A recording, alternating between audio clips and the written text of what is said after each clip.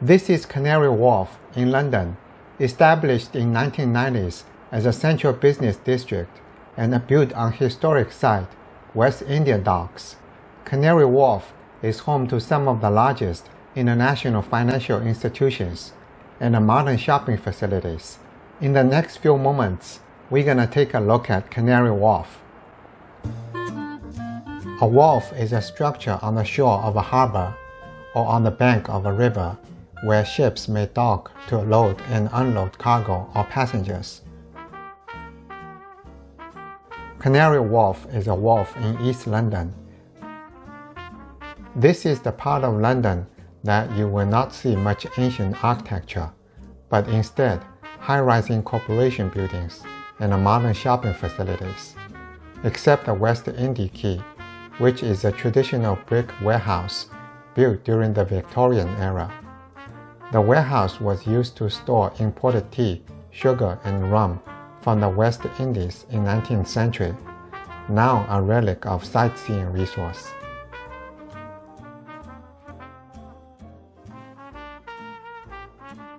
In early 19th century, as the trade of sugar between Britain and Jamaica flourished, the West India Docks by the River Thames in London were constructed in 1802 to import sugar and other goods from the British West Indies, the British colonies in the Caribbean.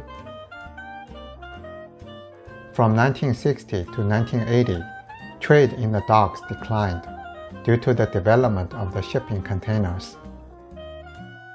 Most docks on the River Thames were closed. Canary Wharf, a modern central business district, was developed on the site of the West India Docks. It contains 16 million square feet of office and retail space, with some of the tallest buildings in UK.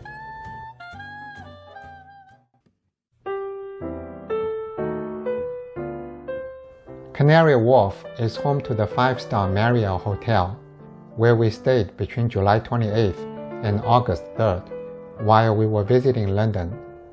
The Marriott Hotel is housed in the One West India Quay, a landmark 33-story skyscraper situated just north of Canary Wharf Business District, adjacent to the Victorian warehouse. The bottom 12 floors are the Marriott Hotel. Floor 13 to 33 house 158 apartments. The hotel is nicely situated on the waterfront, just moments away from the shopping and dining area of Canary Wharf. It offers a comfortable retreat and a relaxation after our daily exploration of the London city.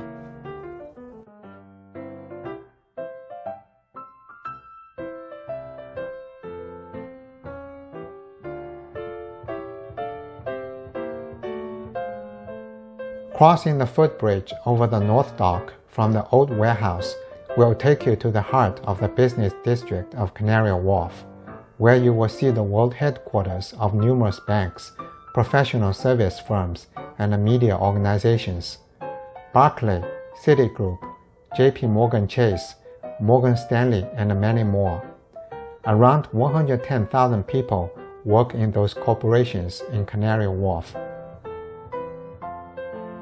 Taking a walk on the streets during the rush hour allows me to feel the pulse of the fast-paced lifestyle of the Londoners who work in those buildings.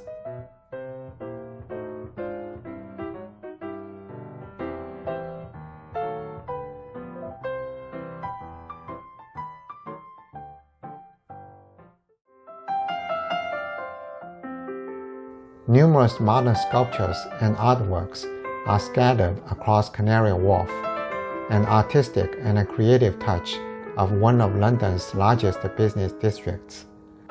There's a steel sculpture, Couple on Seat, by the fountain in Cabot Square, created by the famed English sculptor Lynn Chadwick, who is specialized in semi-abstract sculptures. A Tandem Lovers is a bronze sculpture consisting of a rabbit woman and a dog man. The sculptors of this work, an Australian collaborative artistic couple, Gilly and Mark Scatner, met each other while traveling. Exploring has been a huge inspiration in their work. Captivated by color is the interior design of a bridge tunnel in Canary Wharf by the French visual artist Camille Walala. It features colorful geometric shapes, playing with the long perspective of the tunnel. The design shows an optical pattern that shrinks and elongates as it moves across the panel of the bridge, creating a distorted visual effect as visitors pass through. Returning to Embrace is a bronze sculpture in Cabot Square. Appears to show a couple locked each other, gazing into each other's eyes.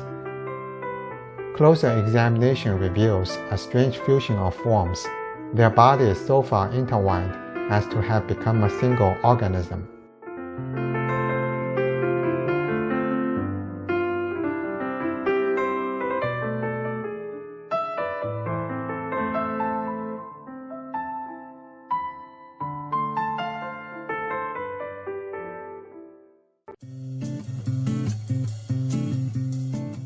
Canary Wharf Tube Station is a London Underground station. It has become one of the busiest stations on the network, serving the ever-expanding Canary Wharf business district. London Underground is the oldest underground railway system in the world, with history dating back to 1863, when its first underground railway, the Metropolitan Railway, opened between Paddington and Farrington, serving 6 intermediate stations.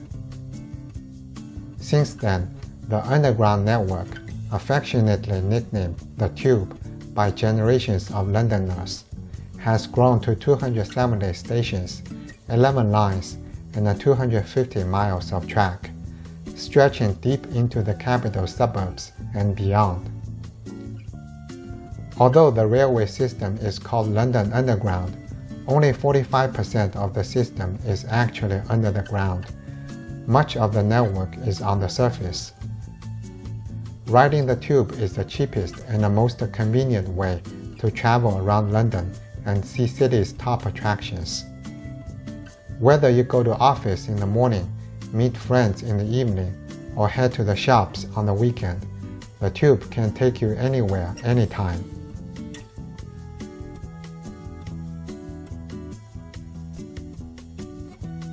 If you're a visitor and don't know which line to take, you can always ask Londoners on the platform.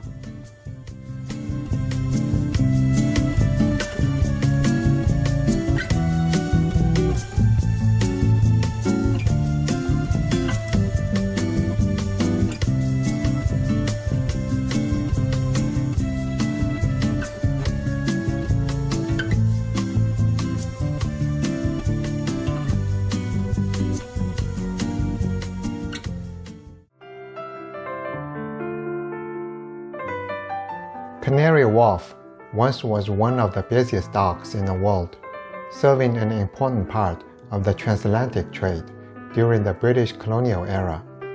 It fell on hard times in 1980s.